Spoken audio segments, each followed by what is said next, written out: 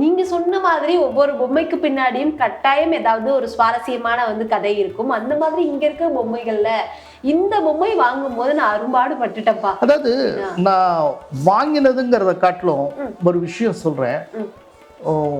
முன்னால நாங்கள் வேற ஒரு இடத்துல வயம்மார் ஏரியாவில் இருந்தோம். அப்போ ஒரு லேடி வந்தாங்க. வந்துட்டு உங்களுக்கு இந்த பொம்மையை கொடுக்கணும்னு ஆசைப்படுறோம் அப்படின்னு சொல்லிட்டு ஒரு பொம்மையை கொடுத்தாங்க. அவங்களுக்கு அதுக்கு முன்னால் அவங்களோட பெரிய பழக்கம் கிடையாது. அந்த ஸ்ட்ரீட்டில் இருந்திருக்காங்க, பார்த்துருக்கோம், போயிருக்கோம், அவ்வளவுதான். எதுக்காக கொடுக்குறீங்க அப்படின்னா, இல்லை என் பொண்ணுக்கு கல்யாணமாகி இத்தனை நாள் குழந்தை பிறக்கலை, அதுக்கு இந்த மாதிரியான ஒரு பொம்மையை வாங்கி தந்தால் நல்லதுன்னு சொன்னாங்க. இது ஒரு நம்பிக்கை, ஐதீகம். சரின்னு சொல்லி வாங்கி வச்சுட்டோம். அந்த தடவை கொலுலையும் அந்த பொம்மை இருந்தது எங்களுடைய பொம்மை.